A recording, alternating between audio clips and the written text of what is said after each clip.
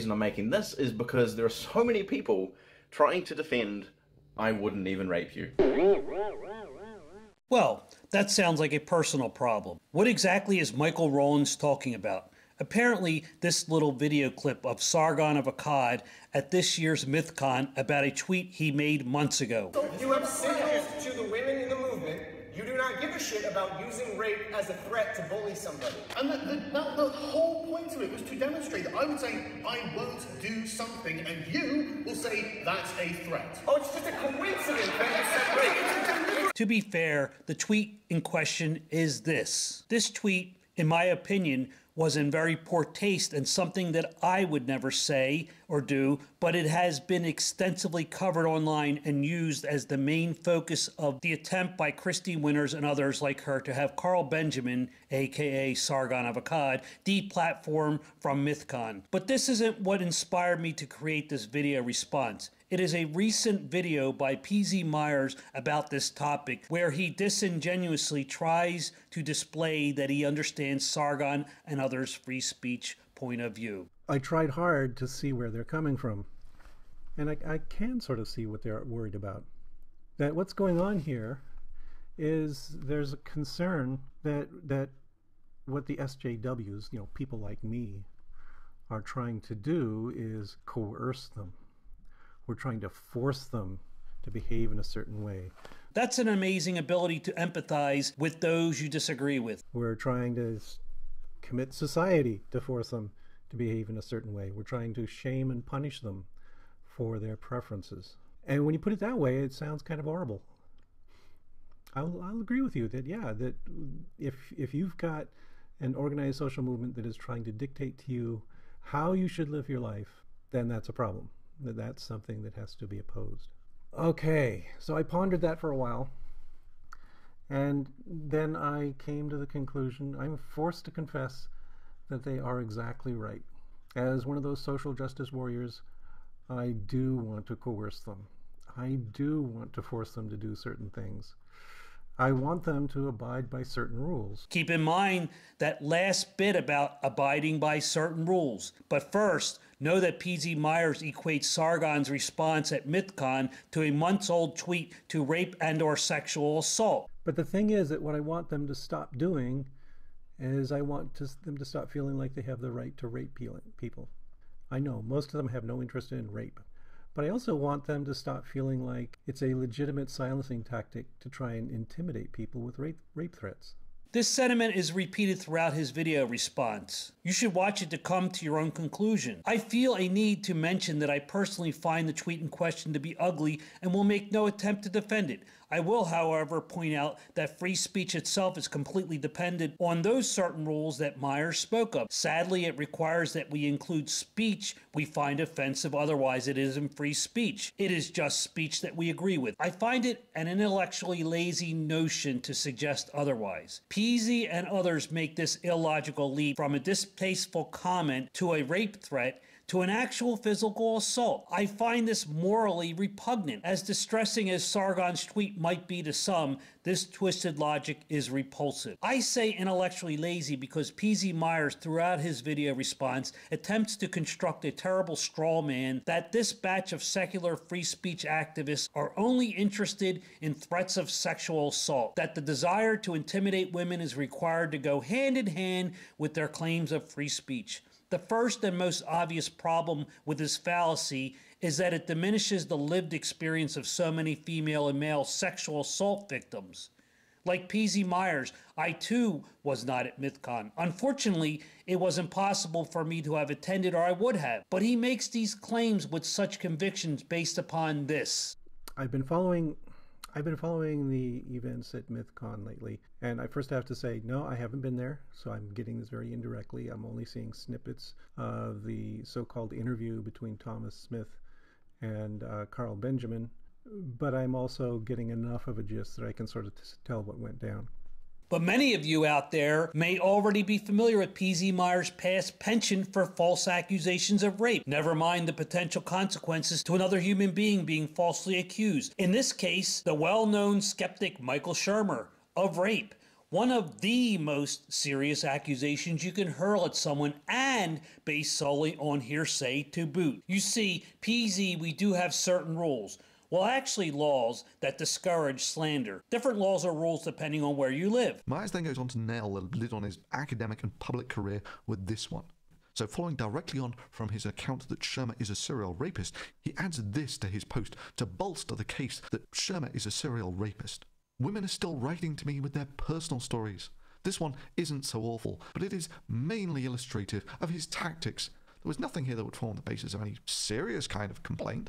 But it's important, I think, to tell you exactly what kind of behaviour you should watch out for from him. Michael Shermer was the guest of honour at an atheist event I attended in the fall of 2006. I was on the board of the group who hosted it.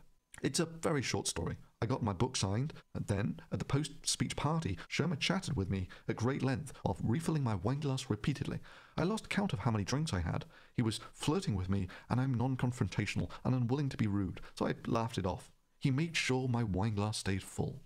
It goes on. But seriously, PZ, what the fuck are you on? Trying to bolster the accusation that someone is a serial rapist with this account that when at a social event, Michael Shermer kept filling up a lady's wine glass. Let's get back to those certain rules. As one of those social justice warriors, I do want to coerce them. I do want to force them to do certain things.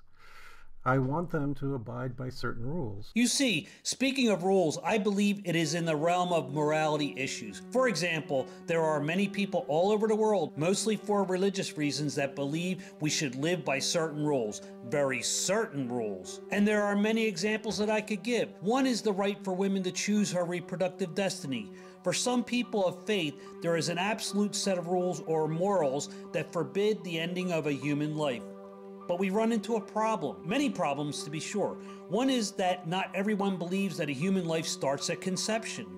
If you are of the ilk that believe that a woman can end her pregnancy, then according to some religious rules and people, you are condoning, complicit in, or committing outright murder. You see that this easily dovetails into the religious SJW belief that words are violent acts. Sargon's joking or dismissive behavior about rape is a violent act, according to PZ Myers and others like him. But there is more. When you make a claim of absolutes, but then in the same 10-minute video claim there can be exceptions for you but not for others, this is called hypocrisy.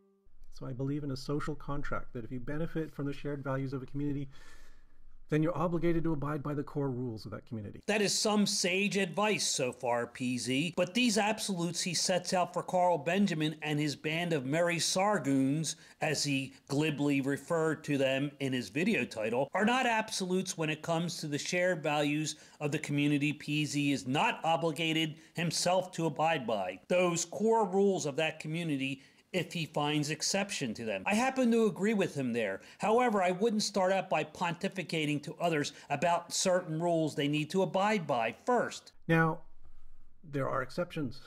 I gotta point these out, as an atheist. It just so happens that I'm an atheist too, which is why I'm not going to shove a secular version of religion down others' throats like you are. In a predominantly Christian society, of course, I'm going to kick back against some of the rules that are trying to constrain me. Now hold on there, Mr. Righteous. What happened to the shared values of the community thing you were just on about? And you should feel the same way too. If there are truly oppressive rules, then yes, you also have a moral obligation to oppose them. Wonderful, and I agree. But what about this stuff, PZ? So I believe in a social contract that if you benefit from the shared values of a community, then you're obligated to abide by the core rules of that community. So I'm confused now.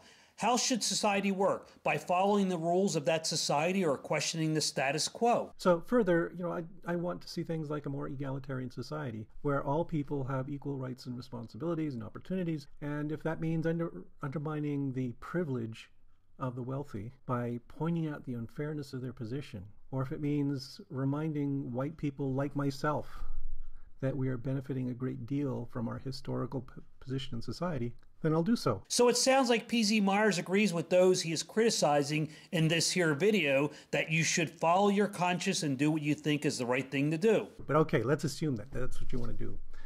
In which case, shouldn't you be rethinking your strategies? That what's happening now is that your crusade for free speech looks far more like a crusade for misogyny.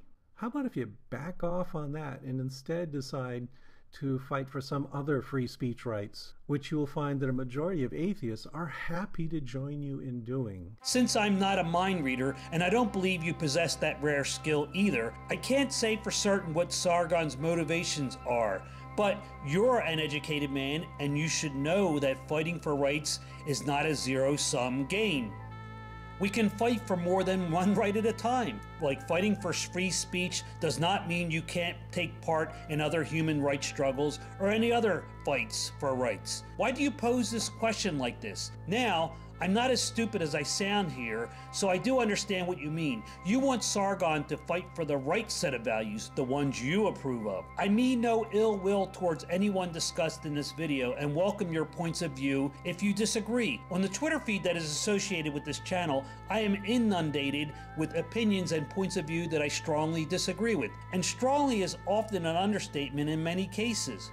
Many I find offensive. But as long as the offending accounts aren't like Steve Shives and block everyone, I am able to disagree or even attempt to start a dialogue. Yeah, the internets are filled with strong opinions and flame wars do erupt, but I am almost daily surprised at the capacity for my fellow human beings to maturely and intelligently engage in serious discussion. Try it sometime. Here's an important message. Due to circumstances beyond my control, I don't know if and when I'll be able to make future videos for several weeks into the future. I'm not even too sure I'll be able to finish this one that I'm working on right now. If there is a kind soul who wants to make a guest video for this channel, please contact me on Twitter. The links are below. This is a small channel, and if you are one of the bigger players and want to help, nice. If you have a smaller channel and could use the meager additional exposure it would offer, then let's do it. Either way, thanks for the support and your time for watching this. Goodbye.